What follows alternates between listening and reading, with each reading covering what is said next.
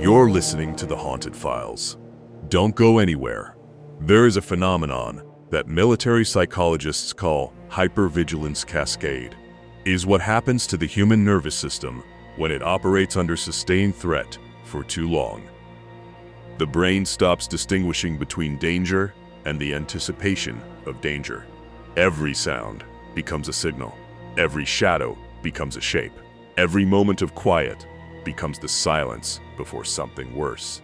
Researchers use this to explain away what soldiers report from certain battlefields, the things they see in their thermal scopes that disappear when they raise their rifles, the voices on secured radio frequencies that nobody should be able to access, the sounds of battles, gunfire, helicopter rotors, rocket launches that happen with no physical source and leave no physical evidence. Hypervigilance cascade, they say. Combat stress, sleep deprivation. And for most cases, maybe that's enough. But here is what military psychology does not explain. Why do the things soldiers see on certain hills follow them home?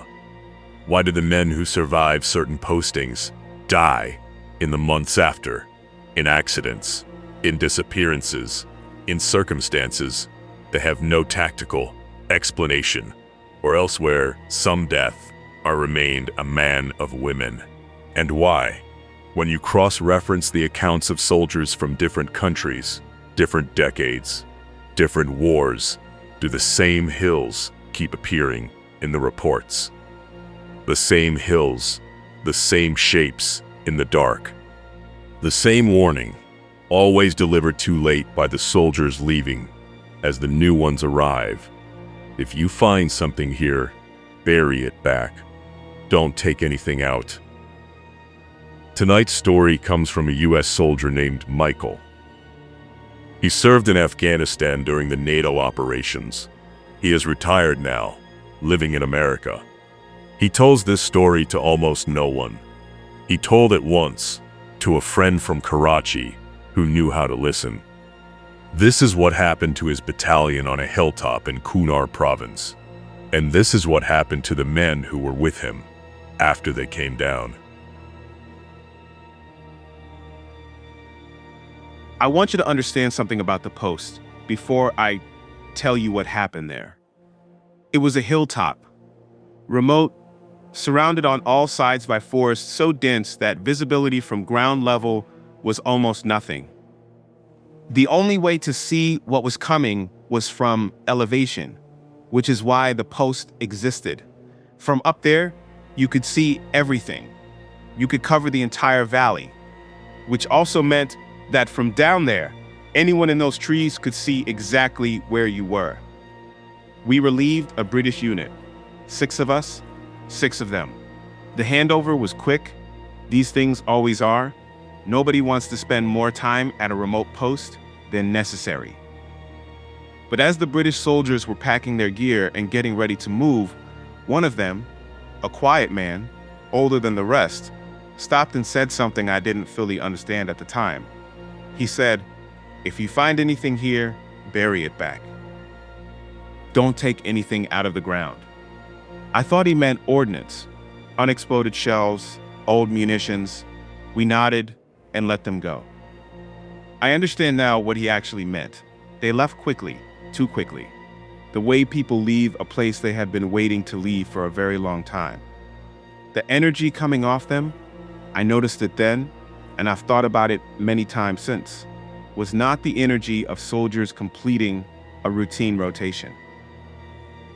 It was the energy of people who have been somewhere they should not have been and are deeply personally relieved to be leaving.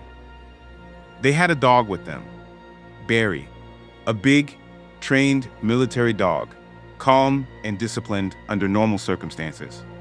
As they were leaving, Barry kept pulling toward the post, not forward, backward, toward us, toward where we were setting up, as if he was trying to tell his handlers something that they had already decided not to hear.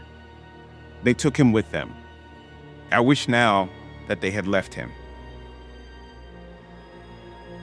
The first night was Charlie's watch. Charlie was solid, experienced, not a man who startled or imagined things. He took his position at the forward observation point, which was a raised platform, stairs leading up to a small enclosed hut at the top, giving a clean sight line over the tree line in 3 directions. The rest of us set up camp on the rock shelf below and slept. Around 1 a.m., Charlie put on his thermal goggles and began a routine sweep of the tree line. Thermal imaging works on heat differential. Warm bodies, people, animals, anything with circulating blood register as yellow or red against the cold blue-black of the surrounding environment. At night, in cold mountain air, a human being is unmistakable. You cannot mistake a human being for a rock or a tree or a trick of the light. The signature is too specific. Charlie saw a signature, standing at the tree line, maybe 50 feet out. The heat signature of a human face turned toward the post, turned toward him. He lowered the goggles and looked through his rifle scope. Nothing. He raised the goggles again. The figure was still there. He lowered the scope again. Nothing through the scope. Raised the goggles. The figure was now 10 feet away. It had covered 40 feet of open ground in the time it took Charlie to lower and raise a pair of goggles. He fired. The shots brought the rest of us up within seconds. We came up the stairs to find Charlie standing at the observation point, rifle raised, pointing at empty darkness. We all put on our thermals and swept the tree line. Nothing. Whatever had been there was gone. Charlie is not a man who makes things up. We knew that. But 5 men looking at the same empty tree line saw nothing. And so we told him what people tell each other in those situations. It was an animal. A goat herder. A trick of the optics. We went back to sleep. Charlie stayed on watch. He told us in the morning that sounds continued all night. Footsteps with no visible source. Bushes moving and no wind. The specific, repeated sound of something walking in a circle around the perimeter of the post. Regular as a clock, deliberate as a patrol. He never saw it again, but he heard it until dawn. The second night was mine. I had barely settled into the observation post when the radio activated. This was a secured military channel, encrypted, not accessible by standard equipment. The only signals that should ever come through it were from our own battalion. What came through was a voice speaking Russian. I turned the radio off, took out a second unit. We carried backups, switched it on. Same frequency, same voice. Russian.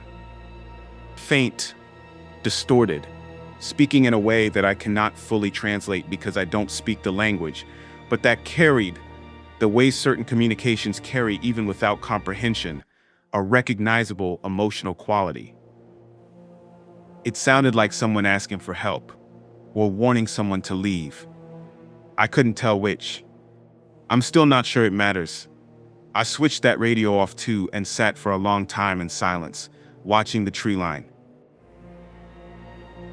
And then I heard the footsteps behind me, coming up the stairs. Quick, light footsteps, the tip-tap of someone running, moving fast, coming directly toward my position from below. I turned. Nothing on the stairs. I turned back to the tree line. The footsteps were right behind me. I turned again. The stairs were empty. This happened 3 times. The sound stopping the instant I turned. The stairs always empty. The feeling of something that was testing how quickly I could rotate, measuring my reaction time, learning the lag between stimulus and response. I am a rational man. I was trained by one of the most rigorous military institutions in the world to assess threats accurately and respond without panic. I was terrified. In the morning, we decided to do some reinforcement work, deepening the trenches, extending the fortification. We dug, and we found bones, not one skeleton, fragments. Multiple individuals distributed across the digging area as though they had been there for a very long time, and the earth had gradually reclaimed them. Mixed in with the bones, cloth, insignia. The specific hardware of Soviet military uniforms from the 1980s, dog tags, rank indicators, the physical record of human beings who had been posted on this same hill during the Soviet occupation of Afghanistan and had never been recovered.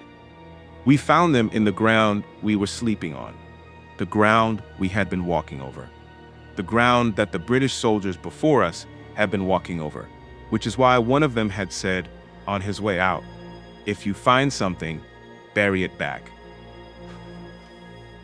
We understood now. We buried them back. It didn't help. The third night belonged to a man I'll call Santos, quiet, watchful. He had not experienced the things Charlie and I had experienced, and he was skeptical of our accounts, the way rational people are skeptical of things they haven't personally witnessed. At 2 a.m., Santos saw a man standing 20 feet from the post. Not through thermal, through his own eyes, in moonlight. Standing there, visible, wearing shalwar kameez, a local man, or the shape of one. Santos raised his rifle. The figure turned to face him. Made a gesture with one hand, not threatening, not raising a weapon. A gesture that Santos later described as wait or stop. And then the figure pointed behind itself, into the darkness of the tree line. Santos put on his thermal goggles to see what the figure was pointing at. What the thermals showed him broke something in his capacity for calm explanation. Behind the figure, in a loose semicircle in the tree line, stood 10 shapes. Shalwar kameez. Turbans, weapons, standard visual profile of local fighters. But through the thermal, they showed no heat signature, no yellow, no red. The bodies registered as black, the same temperature as the surrounding air, the surrounding ground, the surrounding darkness. Living bodies do not do this. Living bodies generate heat. Even in cold mountain air, the contrast is unmistakable. These shapes were the same temperature as the rocks they stood on. And then Santos shifted his focus back to the original figure, the one he had seen with his naked eye, the one that had appeared warm and visible and human, and through the thermal, that figure appeared red. One figure with heat, 10 without. One living, 10 not. Santos opened fire. He fired until his weapon ran dry, and then he fell backward, down the stairs, and landed on a rock shelf below. We came up to find him on the ground, unhurt but shaking so severely he could not speak. We found his spent casings on the platform above. We put on our thermals and looked at the tree line, empty. And then the sound started. He had not experienced the things Charlie and I had experienced, and he was skeptical of our accounts, the way rational people are skeptical of things they haven't personally witnessed. You have to understand what we heard next. We were 6 trained soldiers, fully armed, on an elevated position, ears calibrated to the sounds of combat.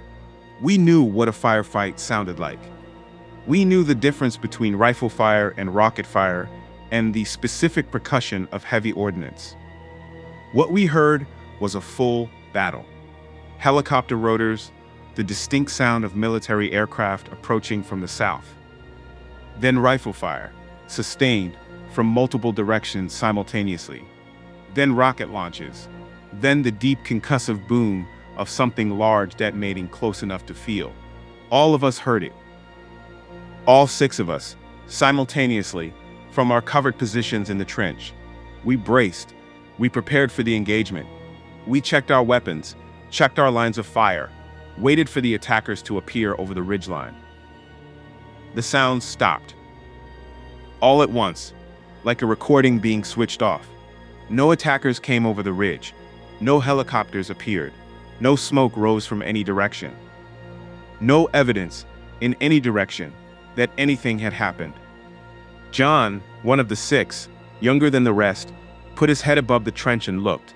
He said, very quietly, "There's no one here." John requested evacuation the next morning.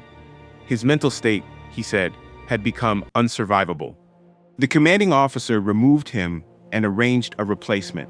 A French soldier rotated in from another unit, who had heard none of what we told him about the post because he assumed we were hazing a new man. He did his first night watch alone. He did not tell us what he saw that night until the morning, and when he did tell us, he did not use many words. He said that something had come very close to the post, that he had signaled it with a green laser, the universal military signal for friendly, no threat, you may proceed, and it had not responded to the signal. That he had put on his thermal goggles to assess its position and found that the original figure he had been tracking now had 3 additional shapes flanking it, none of which showed heat signatures. That the distance between him and the primary figure had collapsed from 30 feet to 5, and the time it took him to switch between goggles and make it eye. He fired. He lost his footing. He fell down the stairs. He sat at the bottom of those stairs until the rest of us woke up. He filed a psychological stability request that morning. He did not try to hide it, and he did not pretend. He said, "That is not a place where human beings should stand watch." We were all rotated out within the week. I am the only one of the 6 who is still alive. I want to be careful about how I say this, because I am not trying to tell you that what happened to the others was caused by what we experienced on that hill. I am telling you what happened, and I am letting you draw your own conclusions. Julio died in a car accident 2 weeks after we came down. The car left the road on a clear day with no weather and no other vehicles involved. Chris disappeared. He walked back into his forward operating base after the rotation ended and was logged as arriving. He was never seen again. His bunk was empty in the morning. No explanation was ever given, because no explanation was ever found. Santos was sent home on psychological grounds and was killed 6 months later in an accident that his family described to me as impossible given the specific circumstances. John, the one we evacuated early, the one we called a coward for leaving, was killed in a separate engagement 3 months after the rotation. I don't know what to do with this information. I am a scientist. I was trained to evaluate evidence objectively and reach defensible conclusions. The conclusion I reach when I evaluate this evidence is one I cannot say in professional contexts without consequences. What I can tell you is this. When I drive now, I see them at intersections, standing at the edge of the road, the way they stood at the edge of the tree line. When I close my eyes in a dark room, I see what Santos described. The ones with no heat, the ones that register as the same temperature as everything dead around them. The ones that were standing in that tree line watching us with no warmth in their bodies, because warmth requires life and they were not alive. I have been home for years. I have not been alone since I came down from that hill. I don't think I ever will be.